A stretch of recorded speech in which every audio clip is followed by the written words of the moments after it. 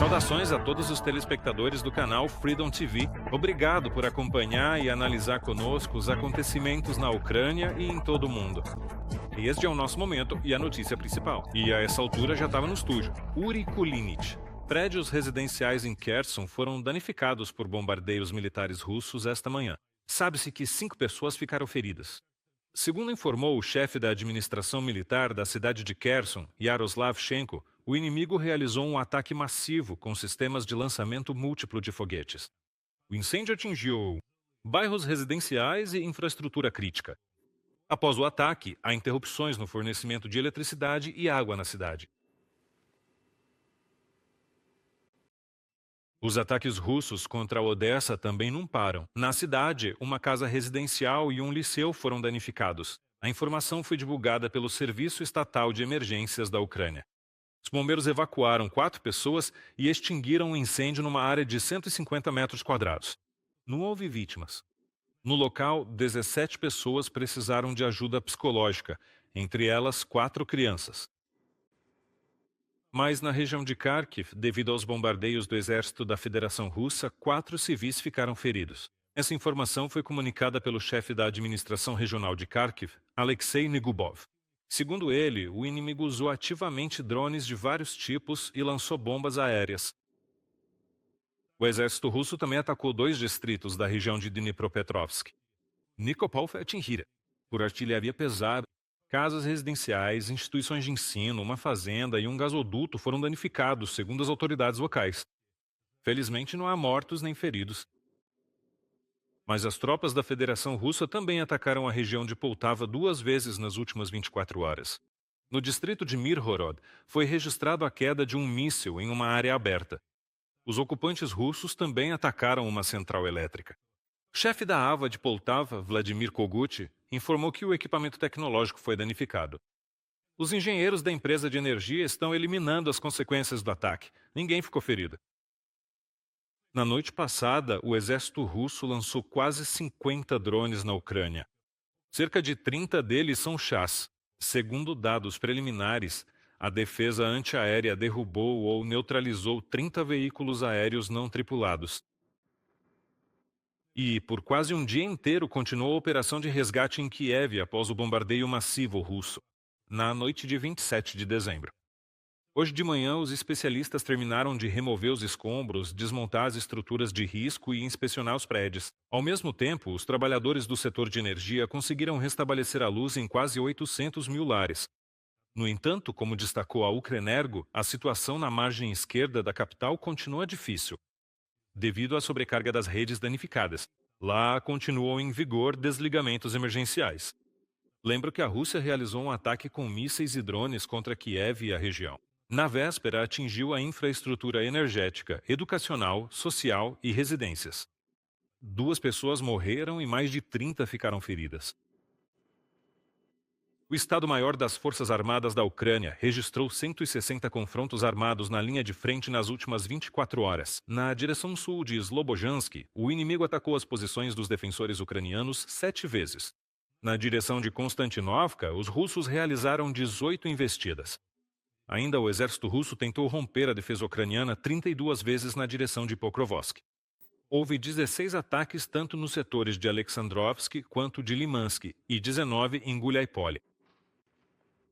A mensagem da liderança do Kremlin, supostamente sobre a captura de Guliaipol, Mirnograd e parte de Konstantinovka, é desinformação e não corresponde à situação real na linha de frente. É o que informa o Estado-Maior das Forças Armadas da Ucrânia. Em Guliaipol e Mirnograd continuam as operações defensivas. Os militares ucranianos estão eliminando grupos de infantaria inimigos e impedindo a realização dos planos de captura da aglomeração. Em Konstantinovka, as Forças Armadas da Ucrânia mantêm suas posições e infligem perdas ao inimigo nos acessos à cidade. O Estado-Maior relembra que anteriormente a liderança e o comando russos já mentiram repetidamente sobre a suposta captura de Kupiansk e Pokrovsk. No entanto, a defesa das cidades continua e o inimigo está sofrendo perdas significativas. É evidente que as mentiras dos russos são direcionadas em primeiro lugar aos parceiros estrangeiros. Esses processos se intensificaram significativamente justamente durante as negociações de paz. No entanto, a desinformação russa não vai influenciar a posição ucraniana nem o trabalho diplomático que segue. O verdadeiro resultado dessas declarações falsas do ditador do Kremlin são apenas as perdas significativas de seu exército de ocupação, que diariamente somam não menos de 1.000 soldados russos mortos e feridos.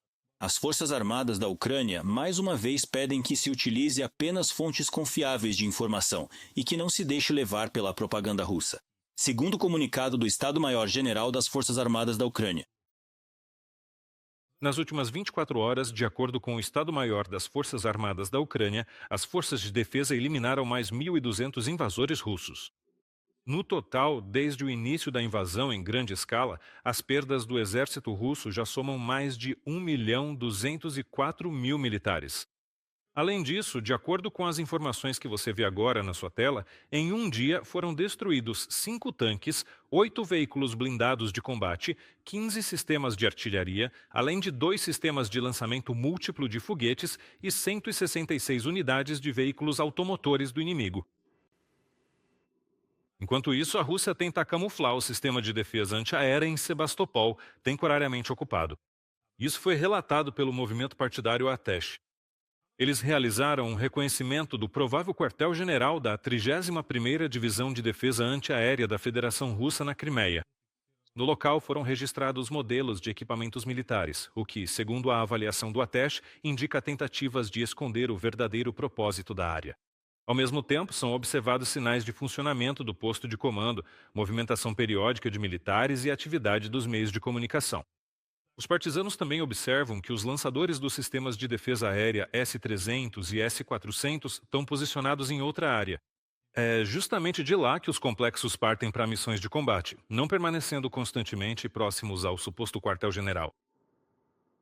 Mas os operadores das forças de sistemas não tripulados das Forças Armadas da Ucrânia conseguiram atingir uma série de alvos militares dos invasores russos na Crimeia, temporariamente ocupada pela Rússia. Em particular, a base de armazenamento e lançamento de barcos marítimos não tripulados em Chernomorskaya. Essa informação foi divulgada pelo comandante das Forças de Sistemas Não Tripulados, Robert Mader Brody. Segundo ele, também foram atingidos no povoado a estação de radar Valda e o posto de comando do complexo de reconhecimento por radar.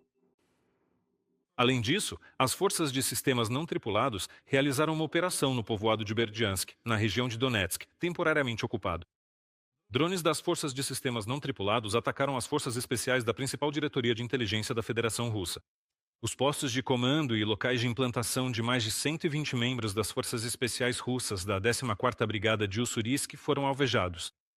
Segundo informações operacionais confirmadas, 51 deles foram eliminados e 74 ficaram feridos. Mais uma parte. Desapareceram sem deixar vestígios. E, de acordo com o Serviço de Inteligência ucraniano, metade das munições que a Rússia usa na guerra contra a Ucrânia é de fabricação norte-coreana. Além dos projéteis, Moscou também recebe da Coreia do Norte tipos pesados de armamento. Um deles é o sistema de lançamento múltiplo de foguetes tipo 75.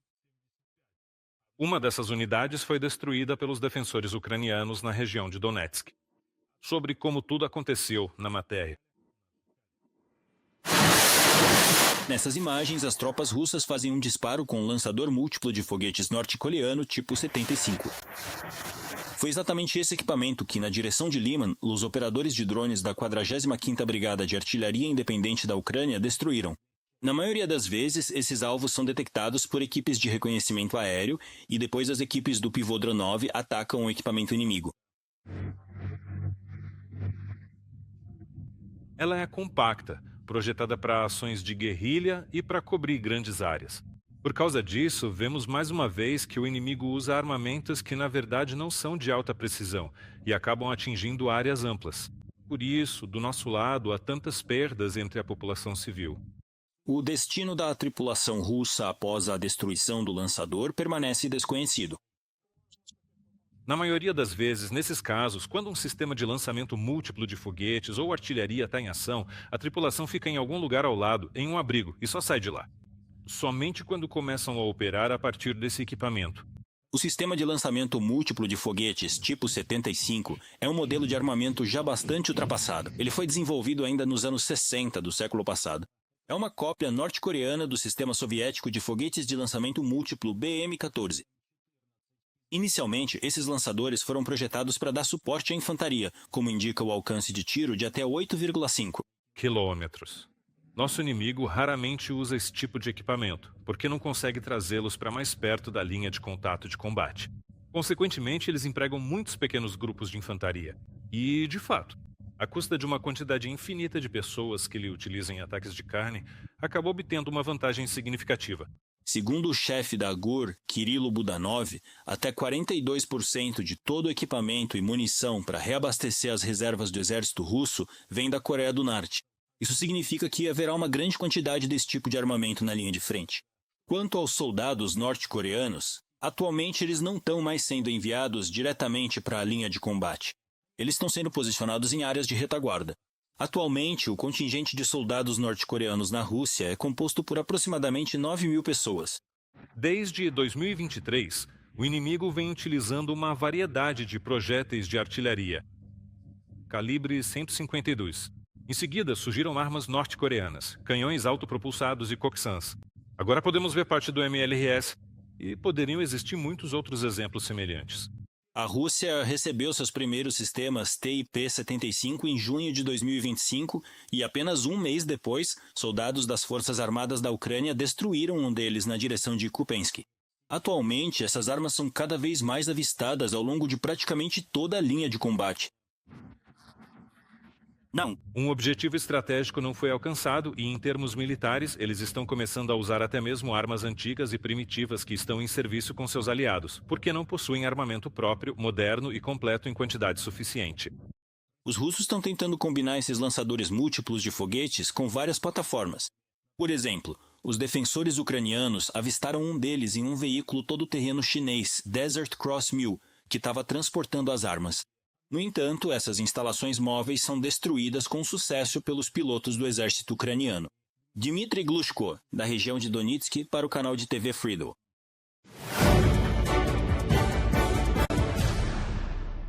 O presidente Volodymyr Zelensky já chegou a Miami para se encontrar com o chefe da Casa Branca, Donald Trump. Eles vão discutir um acordo de paz, garantias de segurança para a Ucrânia e a reconstrução do país. Uma delegação ucraniana também chegou aos Estados Unidos para participar do encontro dos presidentes. Entre eles estão, em particular, o secretário do Conselho de Segurança Nacional e Defesa, Rustam Umerov, o chefe do Estado-Maior das Forças Armadas da Ucrânia, Andrei Ignatov, e o vice-ministro das Relações Exteriores, Sergei Kyslytsya. Anteriormente, Volodymyr Zelensky revelou detalhes dos 20 pontos do plano de paz. O plano foi acordado com os europeus e os EUA. O documento foi entregue aos russos. Trump declarou que agora há uma boa chance de alcançar a paz na Ucrânia e anunciou uma nova conversa com o ditador do Kremlin, Putin. Em breve. Mas a Ucrânia, junto com os Estados Unidos, está trabalhando em um plano para o desenvolvimento futuro do país e sua reconstrução. Estamos falando de investimentos, economia e segurança, até 2040. Foi o que declarou Volodymyr Zelensky. Durante uma conversa com jornalistas, ele informou que 5 documentos-chave serão discutidos nos Estados Unidos. São garantias de segurança entre Kiev e Washington, assim como entre a Ucrânia e os países europeus. Apoio militar, plano de bem-estar e reconstrução do país. O último dos documentos é um plano de ação, passo a passo, para implementar todas as decisões na prática. Temos objetivos e estratégias para a estabilidade macroeconômica. Calculamos que vamos precisar desse valor para a reconstrução, algo em torno de 700 a 800 bilhões. É importante que tenhamos uma visão comum com os Estados Unidos de que serão criados vários fundos. Haverá o Fundo de Reconstrução da Ucrânia, uma plataforma de investimento soberana da Ucrânia, o Fundo de Desenvolvimento da Ucrânia, o Fundo de Crescimento e Oportunidades da Ucrânia. Planejamos ter exatamente um fundo de investimento de reconstrução entre os Estados Unidos e a Ucrânia. Os grupos de negociação também discutem a questão do fundo de capital humano e do apoio ao retorno. Volodymyr Zelensky, presidente da Ucrânia, no Telegram. Antes da visita à Flórida, Volodymyr Zelensky conversou com líderes mundiais. Entre os participantes estavam o primeiro-ministro do Canadá, Mark Carney, o presidente da França, Emmanuel Macron, e o líder finlandês, Alexander Stubb. O chanceler da Alemanha, Friedrich Merz, o secretário-geral da OTAN, Mark Rutte, e cerca de outros 10 representantes de estados. Foram discutidos o caminho diplomático, as prioridades e o apoio à Ucrânia. Após o encontro com o presidente Trump, os líderes terão mais uma conversa. Zelensky destacou que a Ucrânia precisa de posições fortes tanto na linha de frente quanto na diplomacia. Só assim, Putin não conseguirá manipular nem evitar um fim real e justo para a guerra. E a União Europeia continuará pressionando o Kremlin e apoiando a Ucrânia. Foi o que escreveu nas redes sociais X, anteriormente conhecidas como Twitter, a presidente da Comissão Europeia, Ursula von der Leyen, após a conversa do presidente da Ucrânia, Volodymyr Zelensky, com líderes europeus. Apoiamos todos os esforços que levam ao nosso objetivo comum, uma paz justa e duradoura, que preserve a soberania e a integridade territorial da Ucrânia. E isso fortalece a segurança e a capacidade de defesa do país como parte essencial da segurança do nosso continente. Ursula von der Leyen, presidente da Comissão Europeia, na rede social X. Uma garantia confiável de segurança para a Ucrânia também significa mais segurança para a Polônia. Foi o que declarou o primeiro-ministro do país, Donald Tusk, após a conversa de Volodymyr Zelensky com líderes europeus. Todos os participantes da conversa, incluindo representantes da Escandinávia, Canadá, Países Baixos e OTAN, concordaram que garantias de segurança para a Ucrânia, concretas e confiáveis, são de importância fundamental. As garantias também significam mais segurança para a Polônia. Após as reuniões dos presidentes do EU e da Ucrânia, voltaremos a conversar.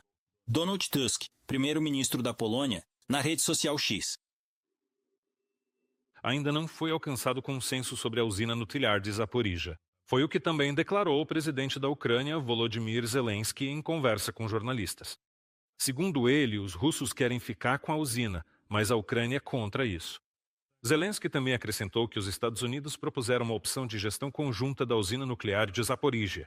No entanto, esse plano só será considerado após a realização de determinadas etapas por parte dos parceiros americanos.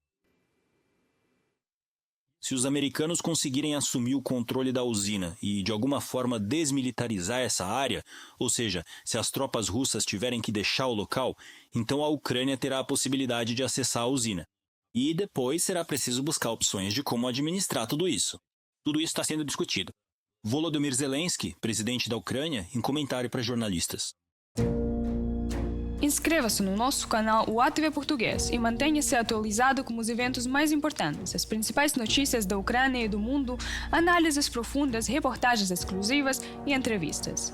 Tudo ao alcance da sua mão em nosso canal. Junte-se à nossa comunidade de espectadores e mantenha-se conectado.